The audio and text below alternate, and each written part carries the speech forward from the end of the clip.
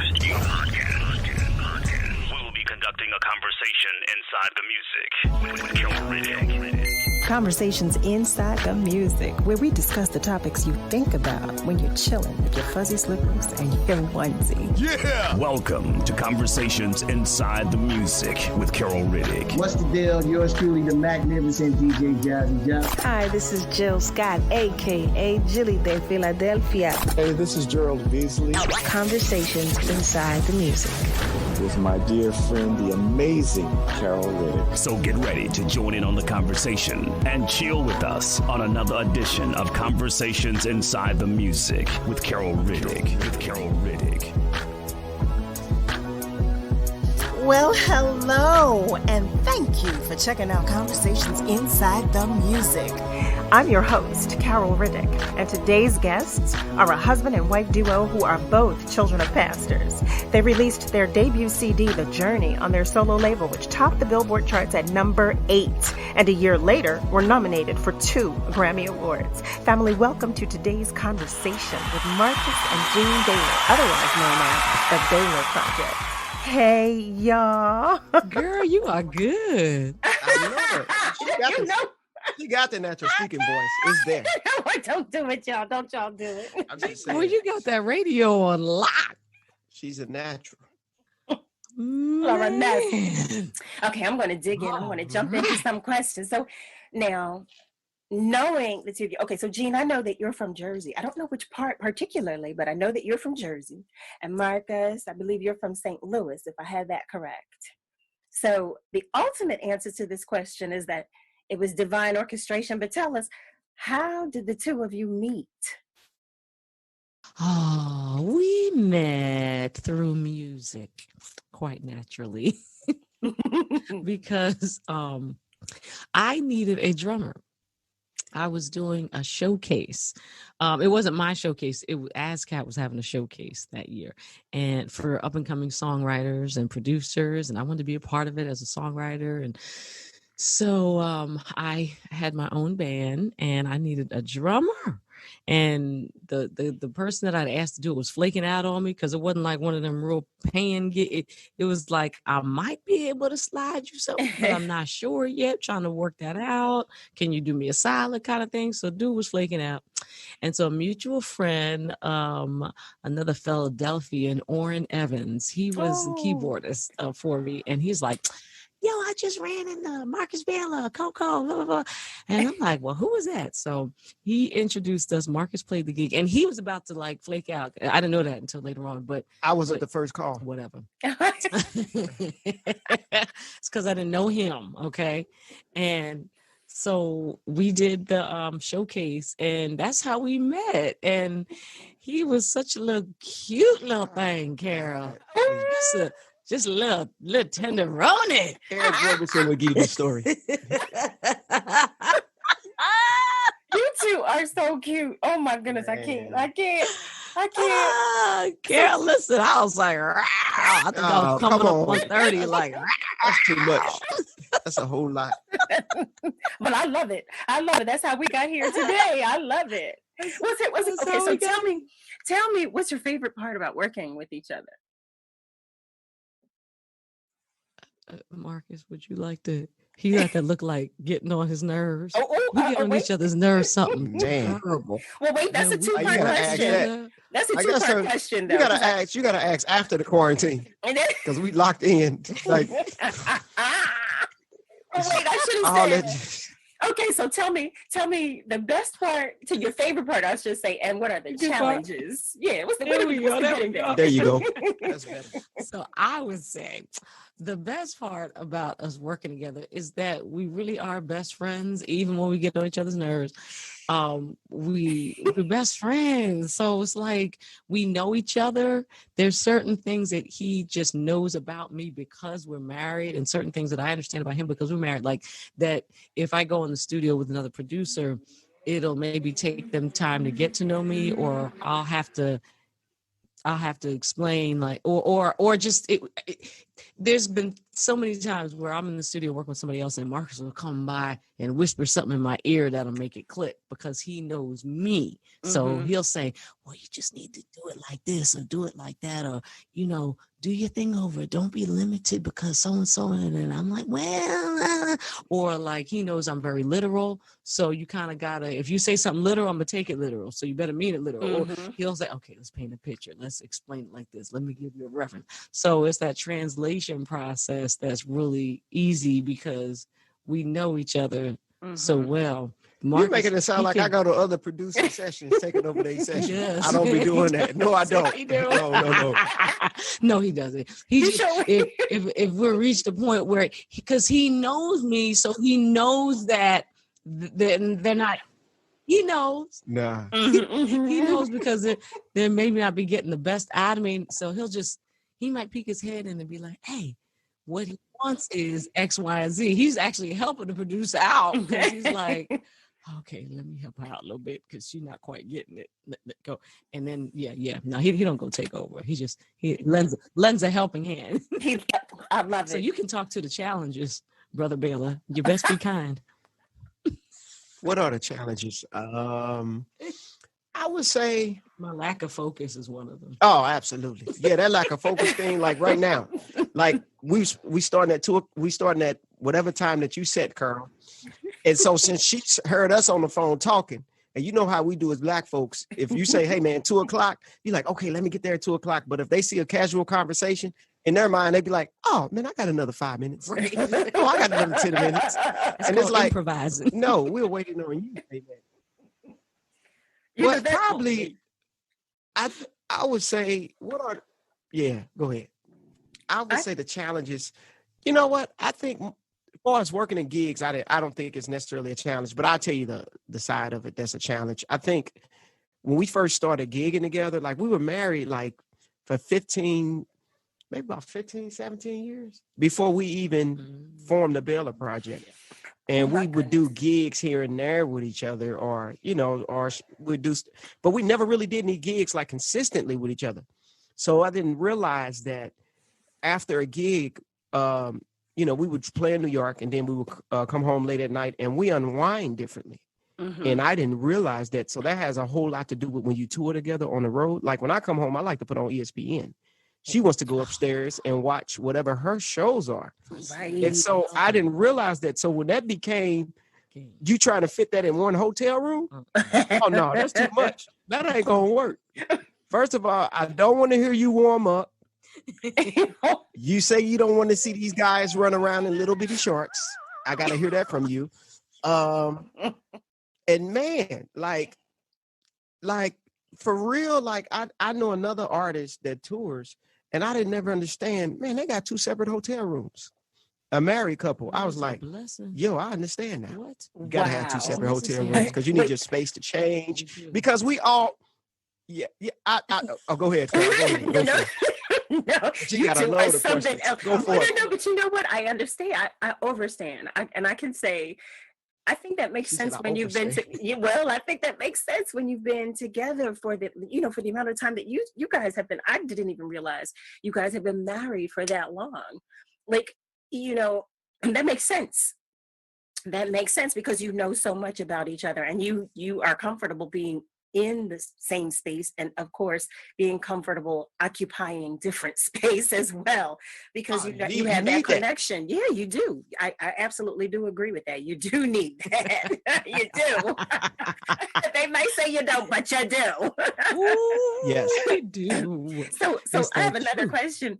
Now that we know, some of the well, I don't want to say quirks, but we know some of the inner workings of the Baylors and how you operate. Tell us something that we might not necessarily know about you individually, like some things that maybe a crazy but true fact or something simply unknown about you. Oh God, I'm trying to figure out what we haven't put out there. I eat. I love to eat. I eat all day. All the time. I'm eating. The only reason I'm eating right now is because I got a toothache and a headache and I can't handle it. And I'm thinking about right now. I'm sitting here thinking about what would I be eating? What do I want to eat? Well, there's one thing, but I can't. He won't let me share that. No. It's seriously hysterical. No. Okay, but no. I have to tell you that offline. I was It's no. so funny and so ridiculous, and it's so out of order. Wait, let me ask you this. Special presentation. No, we're not Let doing me that. ask you this. No, Wait, we're let not me doing ask that. you this. Yes. I'll just No, Carol, don't try to ask a random question. No, I'll just tell you what they're called. No, they're called special presentations. That's all I can tell you. And there's a lot of creativity. Oh my goodness. Stop. Wait, well, I'm going to tell you something. I know, Marcus, you're going to cringe with this one here because I remember, and Jean, let me tell you both. I share this same, I don't even know what you want to call it, but Jean, you posted one time, and I responded to this post. You were at the gas station, and you asked if anyone else liked to smell the gasoline or like the smell of the gasoline. Wait, and I have that same reaction. I too. Something wrong with y'all. That would probably make my headache go away. It probably make me feel better. It don't smell so good. But all gas is not created equal. Like if you go to the real chewy, come on, y'all. Please. Like, well, I ain't gonna name brands. What, you smelling water? But like, it smells terrible. But if you go to like the major brand ones, isn't it wonderful? It's a wonderful thing.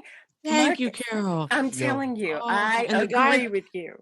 The guy at the gas station around the corner from my house, he cracks up because he's like, "Oh, you want me to bring the hose over?" I'm like, "Oh, if it wasn't a fire hazard." Absolutely. When I was a kid, I used to say to people, "When I grow up, I'm going to have a big house and I'm going to have one room that has like gas in it all the time so I can smell it." And they're like, "Baby girl, that's not going to work out too well." You and gas? Please. Oh my goodness. And I will say, when I was in college, I went to Temple in Philly. People used to say, because I was just really special in some ways, and there was a couple times where people would be like, girl, they would just pull me aside and be like, "Listen, sis, whatever you do in life, don't never do drugs." And I'd be like, "Ha!" And they'd be like, "No, serious." They would pull me aside like, "Hear me when I tell you, whatever you do in life, don't you ever do drugs." No, not you. Didn't understand. Anybody else cool, right? But not you. They're like, "Don't ever, whatever you do." I'm like, I don't know what they thought might happen. They just knew I would never come back. That is hilarious. That is hilarious. Now, Marcus, we let you skip that. You got out of that. We didn't hear from you. I'll tell you, he's real silly silly though, and sometimes we haven't done it in a while. But sometimes we be in the house and we'll like be going up the steps and we'll just inadvertently race each other. Last one is up the steps smells like doo-doo. And then we'll like race each other and really be fighting to get it to the top because we don't want to smell like doo-doo. Like two kids. We both, you know what though? That's why we don't have kids. Because I ain't gonna tell you this, Carol, but we both, you know what? We both competitive. Yes. And really? so, like when it comes to sports. So that's, I think, where it's real bad. Yeah. Like it's really bad. Like no, he's worse than I had I don't know, you let me live my 14-year-old self. Like in the living room, we used to have a Nerf basketball hoop. And so this is the thing. I understand you, my wife, and all that, but if you're gonna get on the court and play, so we had a Nerf hoop, and Jean, the kind of person, the living room, a court and living room, and she would try to dunk on me, and I'm telling you, before you try to dunk on me, look here, I will foul you, I will hurt you. Okay, I threw him against the wall. I said, yo, don't do it. But I told you, yo, do not. But she would keep trying. And then I shut him down though, because I got my Ben Wallace on a few times. He was my muse. I was like, all right, dude, you gonna roll up on me like you AI? I'm gonna Ben Wallace you. And then I would act like I had that fro, and then just be like, boom. Oh, and I my would shut him down. goodness. Okay, see, that I think I would like to see this. I need to witness this. But Marcus, I don't want you to do that to your wife again. I don't want that to happen. No, because you would think I'm abusive. You think I'm abusive. But it ain't abuse. I told you what not to do before you did it. It ain't abuse. Everybody knows. You are abusive. Oh my goodness. It's gonna be a hard foul. No, I'm fouling her like a dude. Oh my goodness. It's gonna be a flagrant foul. If I don't get the block, Hey. Here, right here. You ain't right, Marcus. That ain't right. That ain't Right now, with her tooth hurting, if she tried to dunk on me, she get elbow filed in in the my mouth. tooth. She get filed in the mouth. He ain't right. I'll just kick him in his kneecaps or something. Oh my God. Okay, you two are okay. You know what? I was not ready for today. I was not. Okay, let me ask you this. So now that I know, because I'm gathering that you'd probably be a professional basketball player, but tell me something, since I know you've got skills on the court. What is it that you are not good at? At what are you not good? That's the proper way to ask that question. Oh, hold on. Don't ask me to paint. Don't ask me to fix lights. Don't ask me to move furniture. These are all the things I don't want to do. So I'm just saying, don't ask like the person that's the now this gonna get you. Labor. Now the person that's the handyman around the house. Jean is the handyman. Oh, you know what? I know that. We had that conversation. Yeah, I don't do well at that. Like I didn't do well in arts class and none of that. How the teacher wanted to give me a bad grade because I didn't draw inside the lines, whatever. So yeah, so all that cutting. Don't ask me to do none of that. We can find an adult paint in between the lines class or something like that. That is together. Hilarious. I got a rubber one. That's hilarious. Like I painted the living dining room area, which is actually my office area. And it's like a long rectangular room. So it was a pretty big project. And because I took my time with it. I took breaks after I finished each wall and so I could make it on through. So it took me about 12 hours to really get it done. Wow. And I'm meticulous about it. I don't do that whole paint parties, have friends over and paint because they're going to make mistakes and they're going to be painting over the lines. Oh, right. That's not going to work. No. I put them out. They won't get no pizza and I put them out. That's right. I'm like that, Jean. That's right. Yes. We ain't gonna have because a friend a long time ago had a painting party pizza and a couple people came over and it was painting all jacked up and hitting the wrong place with it. And it wasn't even my place. And I was like, they messed that up. She's like, oh, that's all right. I was like, no, I ain't never gonna do that. I ain't jacking my stuff up. I wanted to look like it was professionally done. Hello. And Carl, I was no help at all, Carl. None at all. I was upstairs in the bed. Only help he did was just stay out the way. And that was just fine with me. And then when I was done, right, my feet was hurting. He was like, well, since you're in the vibe, you need to just go on down the hallway and paint that too. She need to keep going, Carl. No, I need her to keep going. This weekend, she need to go. She might as well just go on in. Man, this first level, it really should be done now, but I'll let it to the weekend. Gosh, you too. Feet hurting. I can't go get a massage. You know that ain't right. That ain't right. That ain't right. Hey. That is not right. You couldn't give her a foot massage, Marcus. Not a foot massage. Right. You hear the dog? Yeah, Chloe is upset. Right. She's upset about that. Exactly. She barking like my dogs is barking. Okay, thank you, Chloe. That is hilarious. Okay, so now I read a quote that I thought was absolutely amazing, and it was so on point. This quote read, "The Baylor Project is about soul. Not just soul as a style, but soul as a substance, soul as propulsion, soul as purpose, soul as meaning." I think that quote is absolutely everything. And it describes the two of you perfectly. I believe as individuals, as human beings, and together as the Baylor Project. The quote was from 71 magazine. It was an interview feature. I was sure going to ask you where you got that from. Yeah, listen. Nice. When I tell you, I said, yes. Yeah, I couldn't stop saying, yes. Yeah, absolutely. So I want to know how you guys came up with Sit On Down. Now, listen, I'm telling everyone about, I'm talking about this quote and I'm saying, yes. And this is amazing. And guess what? How about this too?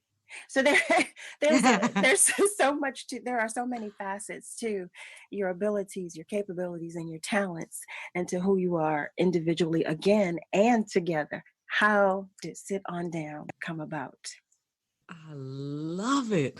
So I was in the kitchen trying to cook something, and Marcus was in the other room talking or watching something. He was saying, like, man, I think he was watching the news and he saw how people were going still out to the beaches and everything, even though, the corona was on the increase. And he's like, what is wrong with these people? Why don't they just sit down? Why don't they just sit on down? And so I just started humming this little tune in my head. So I went to the keyboard and worked it out. And I said, babe, let's go live. I got a little something. I want you to sing it for me. He was like, sing what? I said, you'll hear it. Just sing background. I don't know the song. It ain't no song. Just sing it. So we went live with it, right? And people loved it so much. One of the guys said, y'all should turn this into a challenge. I was like, a challenge. Oh, all right. And that's what we did. We turned it into a challenge. And so people started, just posting different versions of it. Instrumentalists did it, singers did it, people that don't really sing did it, which was so much fun to watch. And then like a friend of ours, he's a musician. He tours with Gregory Porter, and he was quarantined in Czechoslovakia, in Prague, where his parents are from, where he's from, but he lives in New York. And they were on the road. That's what Czech Republic stands for? Oh, Lord, sorry. I'm like, where's Czechoslovakia? Yeah, I don't know what I totally failed that. I'm like, where's that at? Czech Republic. Czechoslovakia. No, Carl was going to correct you. Nope. Wrong country. I was like, wait, let's do that. I didn't do too good in geography. Okay. That's on the list of things I'm not good at. It's all right. It's all right. I mean, can you imagine me, Secretary of State? We're going to go to, they'd be like, nope, wrong country. No. So Czech Republic. Okay, thank you. Okay. And he was there, and he did a challenge, but he did like this whole production around it. We were like, that sounds so good. So we all decided to just finish it with him.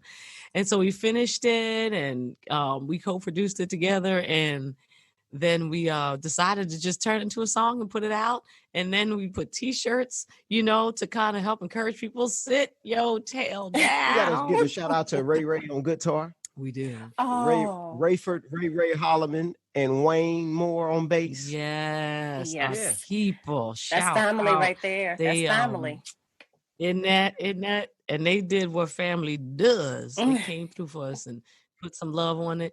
And then we did a little video to it with a lot of the social media challenges, because it was such a fun experience, man. And then we started doing other versions, and I'm like, all right, now we're working too hard.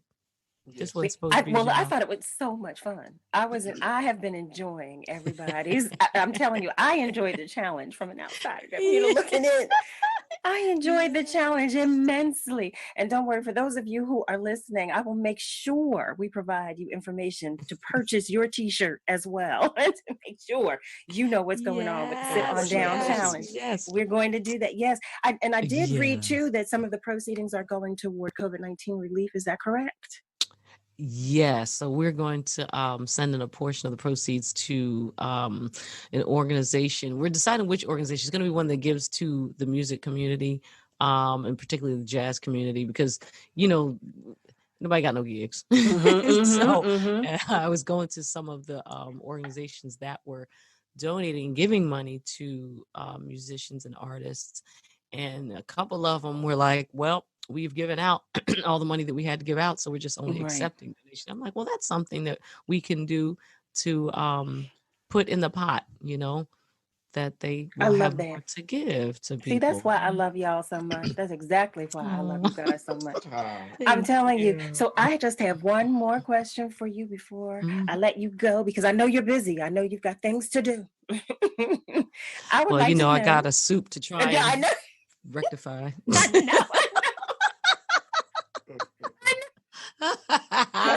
Trust me, I understand that story too, because I'm going to go see what's in my fridge to see what I can put together today. Girl. But I would like to know, is there someone on your radar that should be on ours? We come, this right here, from where I come is the city of brotherly love and sisterly affection. And I would really, really like to continue that. And I would like that. And I know there's always someone that we, with whom we're aware, someone that we're showing love.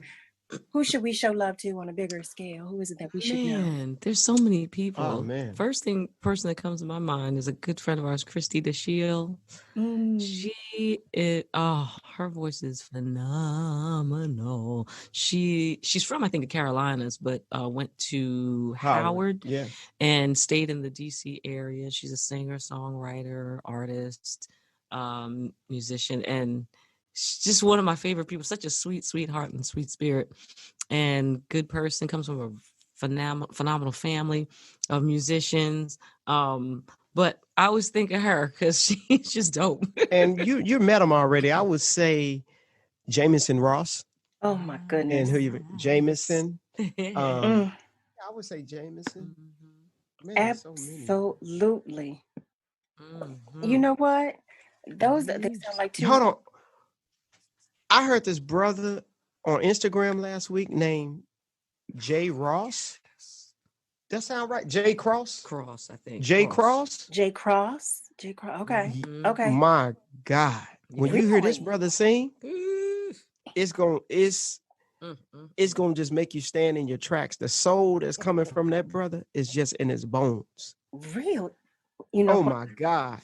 I'm going to make sure that we share the word on all of those individuals because we need to continue the love and the support. And we need to let everybody know, that we're a tight-knit family. This fabric is tightly woven. Yes, ma'am. Yes, ma'am. I just want to thank the two of you for sharing your time and your energy and your attention. I love you guys more than I can tell you, but I appreciate you too. And let me tell y'all something. It was a pleasure and an honor working with Carol. I know she's on the other side interviewing us. But look here, you all need to go grab all her albums, her music. Get your money together and you can call her for a studio session. You need to call her on the vocals. Her voice is butter. And support everything musically she's doing, as well as the podcast and everything else. That's a finely tuned and well-oiled instrument right there. Because I mean, we could take it back to the late 80s, the early 90s, and here and now. Shoot.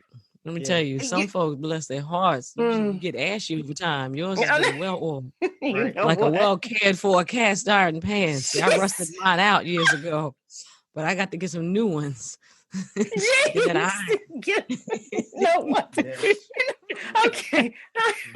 that right there, that just took me completely over the edge. That was hilarious. She said some folks get ashy. I can't with y'all. Well, oh my goodness. I'm trying to not get ashy. Thank you, y'all. No, we don't want to get ashy. We don't want to get ashy. You are far from ever being ashy. Yes. Okay, ever. But thank you, y'all. Thank you so much.